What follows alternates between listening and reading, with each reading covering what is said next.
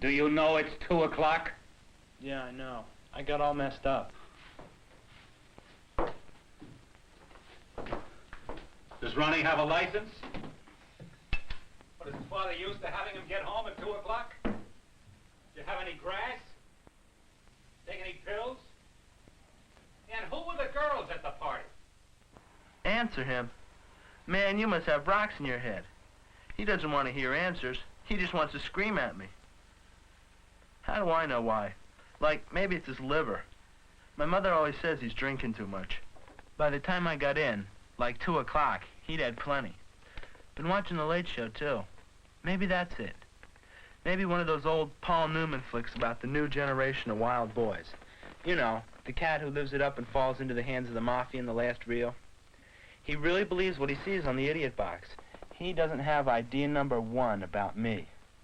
Like, what I'm really like.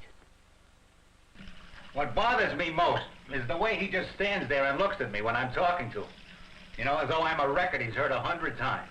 No expression, no reaction, except maybe once in a while a pained look, like the needle is going over the scratch. You never know what he hears. He hears everything. Or what's penetrating that thick skull of his.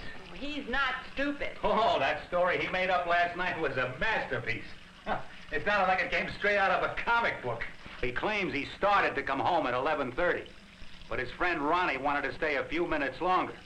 Well, at 12:30, when he finally decided to come home alone, he'd missed the bus. And of course, he had no money for a taxi. After all, he only gets $10 a week allowance. Do you know for $10 when I was his age? That's what I earned for 20 hours hard work at Bolte's Market. Yes, Kenneth, I know. So he couldn't take a taxi. Well, why didn't he telephone? What could happen?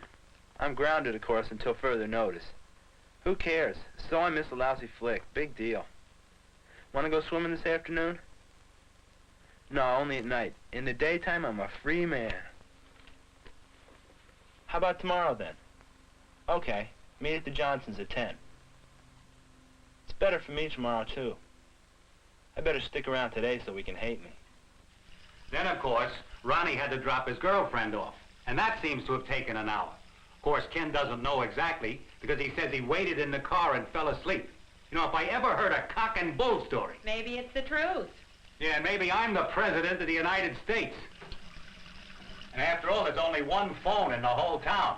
And he couldn't borrow the taxi money from one of 10 friends. Because he couldn't have used his bike in the first place. He says only little kids use bikes at night. So, of course, he had to go home with Ronnie because Ronnie's 16 and he can drive. Of course, Ronnie can't get out of the 10th grade by the time he's 16. You know, why, of all the kids in the school, he has to pick the dirtiest, with the longest hair, and the most disreputable clothes? I'll never know. You know, can you imagine the girls who were at that party?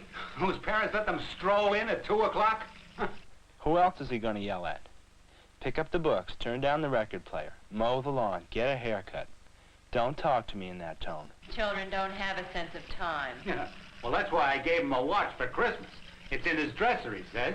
Broken, of course, like everything else I spend money on. You know, when I gave it to him, he promised he would be in by midnight. You know, there would be no more excuses. I just can't trust him. I just can't trust him. He makes promises and doesn't keep them. He was going to build a family room for me to entertain my friends in. We were going to spend the summer making a trip out to the West. Although I must admit, I'm glad he blew that one.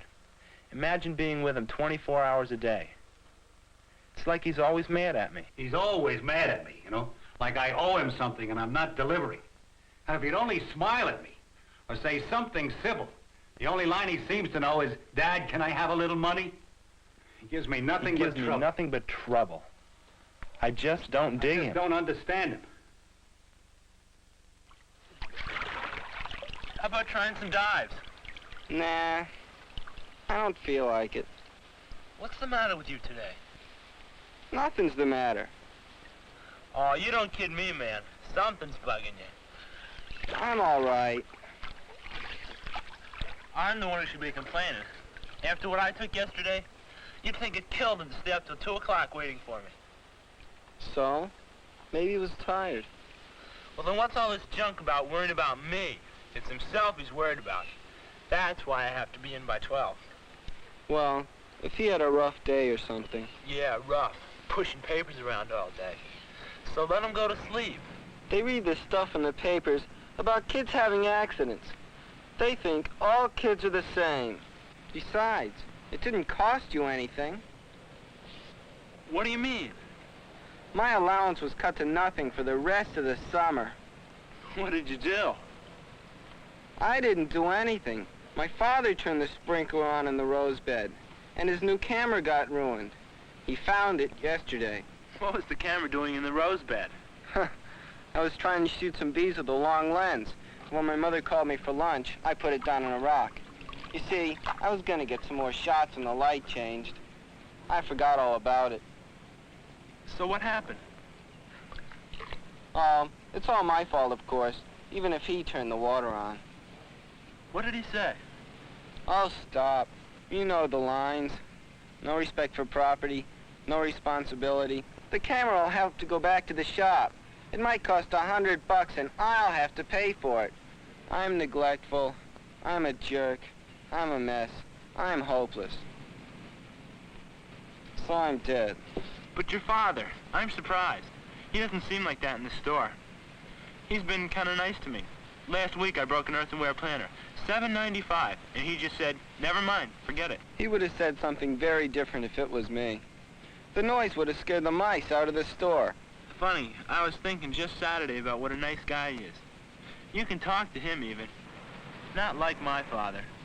He was telling me all about heating units and heat convection currents. Yeah, he's great on heat.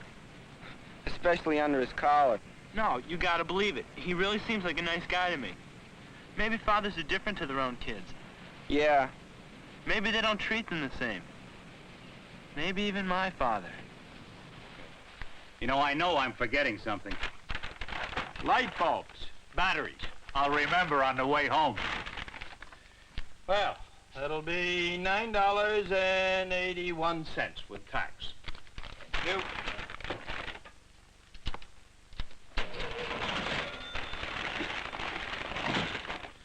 Hey, I meant to ask you, how's Ken doing? Is he giving you much trouble? Trouble? Not at all.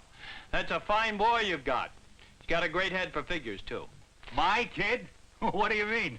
Well, you know, I started him in the stockroom at first, assorting merchandise. Then I discovered that he could check invoices. Well, in no time at all, he began to learn the cost control system. Well, That's right. I've got him in the office working now. He's doing a great job. you know, no wonder I haven't seen him around here. I've been in here on Saturdays. I thought he would have told you. I even gave him a little raise. Help him buy that guitar he wants. Guitar? Oh, well, maybe I shouldn't have mentioned it. But that's what Ken is really working for this summer. He mentioned he had a fight with you about money. Didn't want to ask you to pay for it. Well, that is, we didn't exactly have an argument about money, but you know kids these days.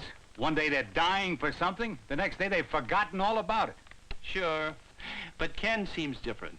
He's serious and reliable. He gets in here on time, and he isn't too hurried to leave at night.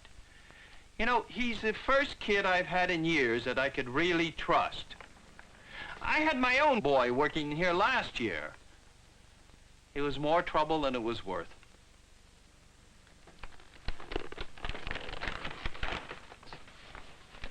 Absolutely amazing. Carson down at the hardware store was telling me about Ken. Says he's got a good head for figures.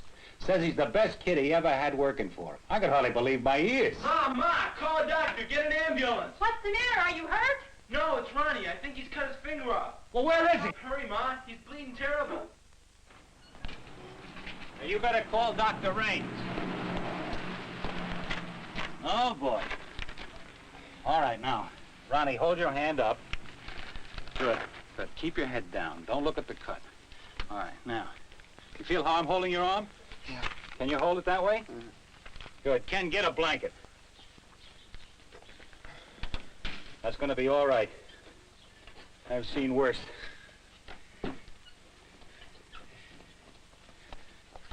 Okay, Ken, put the blanket around him.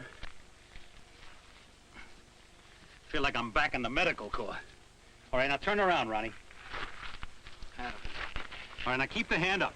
Keep the hand up. All right, how do you feel? Okay, You think you can go in the house? I think so. All right, let's take it easy. Mom, open the door.